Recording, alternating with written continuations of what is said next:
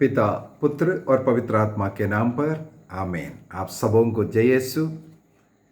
हम लोग 40 साल मनन चिंतन में कल मनन चिंतन किया था सत्य का कमरबंद के विषय में। एक सिपाही के लिए बहुत ही ज़रूरी एक सामग्री है, एक उपकरण है, उसके कमर में बांधने वाला बेल्ट। एक बेसिक इक्विपमेंट उसे कहते हैं। यहाँ पर संत पौलुस एक क्रिस्तीय जीवन बिताने वाले एक व्यक्ति को यदि शैतान पर विजय प्राप्त करना है, शैतान के साथ लड़ना है, उसको सत्य का कमरबंद कस करके रखने की ज़रूरत है। अर्थात सत्य का जीवन, ईमानदारी का जीवन उसको बहुत ही ज़रूरी है। जहाँ सत्य है, जहाँ ईमानदारी है, वहाँ शैतान हमारे पैरों के नीचे आता है। आज हम लोग मनन चिंतन करने के लिए एफेसियों का पत्र अध्याय 6 वाक्य 14 का दूसरा धार्मिकता का कवच के विषय में मनन चिंतन करेंगे। कवच हम सब जानते हैं, शरीर को बचाकर रखने के लिए, विशेषकर शरीर के अंदरूनी अंगों को, हृदय हो गया, पेट हो गया, वहाँ के सब अंदरूनी अंगों को दुश्मन के प्रहार से बचा कर रखने के लिए जो पहनने वाला आजकल की भाषा में अगर हम बोलें बुलेट प्रूफ जैसे पहनते हैं, उसी प्रकार पहनने का एक उपकरण है कवच। वो पूरे शरीर को बचाता है। कवच शरीर में भी, छाती के साइड में भी पहनते हैं और पैर को भी बचाने के लिए पैरों में भी कवच पहनते हैं। यदि पुराने रोमन सिपाही का फोटो वगैरह, तस्वीर वगैरह अगर आप देखेंगे, अपने शरीर को बचाने के लिए ढकने वाला एक उपकरण है कवच। आज की भाषा में उसे बुलेट प्रूफ भी कहते हैं। यदि हम लोग सामुएल का पहला ग्रंथ पढ़ेंगे, वहाँ पर गोलियात के विषय में लिखा हुआ है। गोलियात ऐसा एक योद्धा था जिसको इजरायली लोग घबराते थे, जिसके नाम सुनकर के घबराते थे। उस व्यक्ति किस प्रकार का कवच पहनते थे, उसके विषय में बाइबल में लिखा है। सामुएल का पहला ग्रंथ, फर्स्ट सामुएल चैप्टर 17, वहाँ पर वर्स 5, पहला सामुएल अध्याय 17 वाक्य 5 में लिखा है,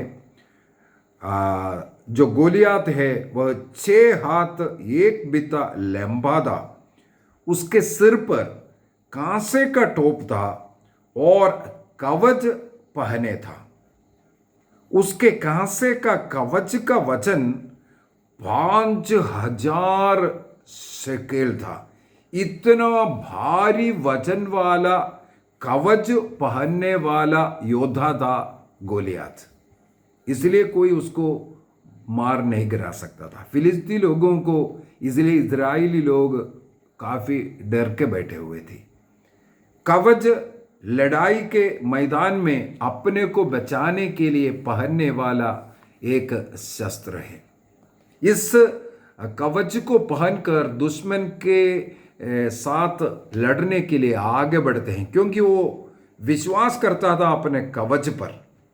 वो मुझे, मेरे शरीर को, मेरे शरीर के अंदरूनी अंगों को बचाए रखेगा। इस विश्वास के साथ वो आगे बढ़ सकता था, आगे बढ़ करके दुश्मन से लड़ सकता है। ये कवच एक मनुष्य को इस प्रकार बचाए रखता है। अभी बाइबल के अंदर इस संदर्भ में एफेसियों को लिखते हुए संत पौलुस कहते हैं, आपको जो कवच पहनना है वो धार्मिकता का कवच पहनना है। अब ये धार्मिकता क्या है, धर्मी व्यक्ति कौन है, इसके विषय में अगर आपको जानना है, धार्मिकता, इसका ऑपोजिट को अगर हम समझेगा, अपने आप धार्मिकता समझ में आएगा। धार्मिकता का ऑपोजिट है पापी व्यक्ति।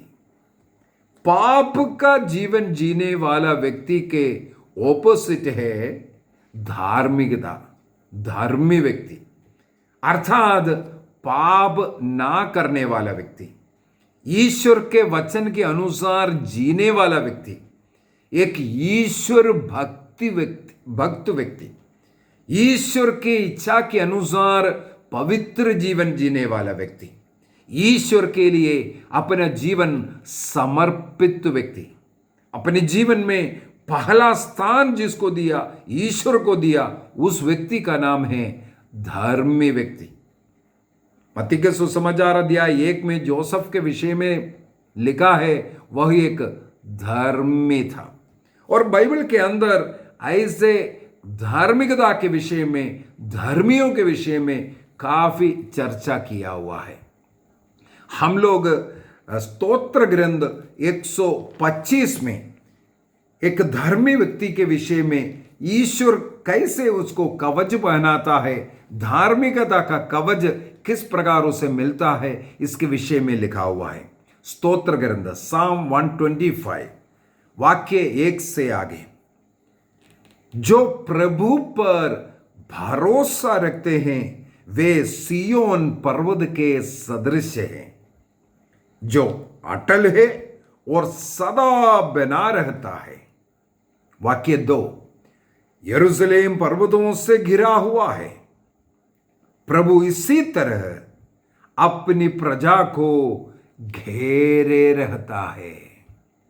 एक धर्मी व्यक्ति सियोन पर्वत के समान है, वो अटल रहता है, वो विचलित नहीं होगा, क्योंकि उनमें यह विश्वास है मेरा प्रभु, मेरा ईश्वर मेरे साथ रहता है। और आगे कहते हैं ऐसे व्यक्तियों को प्रभु का सुरक्षा कैसे मिलता है, जिस प्रकार यरूशलेम नगरी चारों तरफ पर्वतों से घेरे रहता है, इसलिए दुश्मन लोग उस यरूशलेम नगरी में आसानी से प्रवेश नहीं कर सकता, उसके ऊपर आक्रमण नहीं कर सकता। वो प्राकृतिक रूप से पर्वतों से घिरे रहने के कारण उसी प्रकार एक सुरक्षा यरूशलेम नगरी को मिलता है। और कहते हैं इसी प्रकार ये प्रभु ईश्वर ऐसे धर्मियों के चारों तरफ घेरे रहता है, सुरक्षा देता है। हालेलुया। यहां पर कांसे का बना हुआ कवच के विषय में नहीं, धार्मिकता का कवच है जो धर्म मार्ग पर जीवन जीते हैं, ईश्वर भक्त बन करके जीते हैं, प्रार्थना का, भक्ति का, पवित्रता का जीवन जीते हैं। प्रभु स्वयं उनके चारों तरफ, जिस प्रकार यरूशलेम नगरी के चारों तरफ पर्वतों से घेरा रहता है, धर्मियों के चारों तरफ प्रभु उनके सेना घेरे रहता है। एक धर्मी व्यक्ति का उदाहरण यहां लेना उचित रहेगा। अय्यूब का ग्रंथ अध्याय 1 वाक्य 10, जॉब चैप्टर 1 वर्स 10, वहां पर अय्यूब के विषय में लिखा हुआ है। जॉब एक प्रभु भक्त व्यक्ति था, एक धर्मी व्यक्ति था। वहां पर लिखा हुआ ईश्वर उसके चारों तरफ बाड़ा बांध करके, घेरा बांध करके उसे सुरक्षा दिया। उसके धन संपत्ति के चारों तरफ, उसके परिवार के चारों तरफ प्रभु अपना घेरा लगा करके बैठा हुआ है। यदि जकरिया का ग्रंथ अध्याय 2 वाक्य 9 को अगर पढ़ेंगे, वहां पर लिखा है, प्रभु कहता है मैं स्वयं उनके बीच में निवास करूंगा। ईश्वर हमारे बीच में, हमारे घर में हमारे साथ निवास करेगा यदि हम उनके साथ रहता है। एक धार्मिक जीवन, प्रभु के साथ जुड़ करके एक भक्ति का जीवन जिएंगे, नियमों का पालन करते हुए, प्रभु का प्रिय कार्य करते हुए जीवन जीना, तब प्रभु स्वयं हमारे साथ रहता है। और आगे लिखा है वह प्रभु हमारे चारों तरफ, घर के चारों तरफ वो आग का दीवार बन करके हमें सुरक्षा देता है। आग का दीवार बन करके सुरक्षा देने वाला ईश्वर धार्मिक जीवन जिएगा, हमें धार्मिकता का कवच इस प्रकार मिलता है। स्वयं प्रभु हमारा कवच बनता है, सुरक्षा देने वाला बनता है। हम लोग नूह के विषय में पढ़ते हैं। नूह एक धर्मी व्यक्ति था, सदाचारी व्यक्ति था। अन्य लोग सब पाप का जिंदगी जी रहा है, लेकिन नूह उनको देकर के जीवन नहीं जिया। इससे फायदा क्या हुआ? ईश्वर ने नूह से कहा, जल प्रलय के द्वारा सारे संसार नष्ट होने वाला है, इसलिए पोत बनो। जो कुछ प्रभु ने कहा नूह ने वो सब कुछ किया। उत्पत्ति ग्रंथ अध्याय 6 वाक्य 22, उत्पत्ति ग्रंथ अध्याय 7 वाक्य 5, बार बार लिखा हुआ शब्द है। ईश्वर ने जो कुछ कहा नूह ने वह सब कुछ किया। यही धार्मिक जीवन है। इस प्रकार नूह से आग्रह किया, पानी बरसने वाला है, पोत में प्रवेश करो। नूह और उनके परिवार 8 जन पोत में प्रवेश किया ईश्वर के वचन के अनुसार। तब सारे जीव जंतुओं में एक एक जोड़ा प्रवेश किया। तब ईश्वर ने उस नाव का, उस घर का दरवाजा बाहर से बंद किया, अर्थात ईश्वर स्वयं उस घर का देखभाल करते हुए पहरा देने वाला बन गया। यह धार्मिक जीवन जीने वालों के लिए धार्मिकता का कवच पहनाने का मतलब, हमें ईश्वर के भक्ति में, विश्वास में जीवन जीना है। जब हम पवित्रता का जीवन, ईश्वर के नियम के अनुसार जीवन जिएंगे, ईश्वर स्वयं हमें सुरक्षा प्रदान करेगा। एक और उदाहरण यह सब होता है, इसको देखने के लिए राजाओं का दूसरा ग्रंथ अध्याय 6 में नबी एलीशा के विषय में लिखा हुआ है। अराम के राजा एलीशा के ऊपर कुपित होकर उनका सेना भेजा एलीशा को गिरफ्तार करके लेके आने के लिए। एक दिन सुबह एलीशा के सेवक बड़े सवेरे उड़ करके जब घर के बाहर निकला, उसने देखा पूरे सैनिक उनके घर के, उस गांव के, उस शहर के चारों तरफ घेरा हुआ है। वो देख करके घबरा गया। राजाओं का दूसरा ग्रंथ अध्याय 6 वाक्य 16, 2 किंग चैप्टर 6 वर्स 16। वो सेवक दौड़ करके स्वामी के पास अर्थात एलीशा के पास आकर के खबर दिया, स्वामी हम अभी क्या करें? लेकिन एलीशा ने क्या उत्तर दिया? डरो मत, जो हमारे साथ है वे उनसे अधिक है जो उनके साथ है। नबी एलीशा और उसके एक सेवक, 2 ही जन उधर है, लेकिन एलीशा क्या कहते हैं? जितने लोग हमारे साथ हैं उतना लोग उनके साथ नहीं है, उनसे ज्यादा लोग हमारे साथ हैं। इसके बाद एलीशा ने प्रभु से प्रार्थना की, प्रभु इस सेवक का आंखें खोल दे ताकि ये देख सकें। एलीशा की प्रार्थना सुनकर के ईश्वर ने उस सेवक का आंखें खुला तो क्या दिखाई दिया? अब प्रभु ने उस युवक के आंखें खोल दी और उसने देखा कि एलीशा के चारों ओर का पहाड़ घोड़ों और अग्नि में रथों से भरा हुआ है।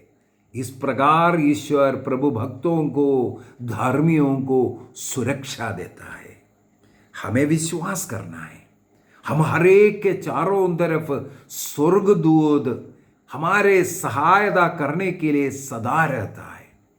केवल हमें प्रभु का अनुभव में जीने की जरूरत है। हमारे चारों तरफ स्वर्गदूत घेरा लगा रहता है, हमें किसी अनिष्ट नहीं होगा, हमें किसी चीज के पर डरने की जरूरत नहीं। मैं अकेला नहीं बल्कि एक पलटन मेरे साथ रहता है, प्रभु मेरे साथ रहता है, ये विश्वास करना है।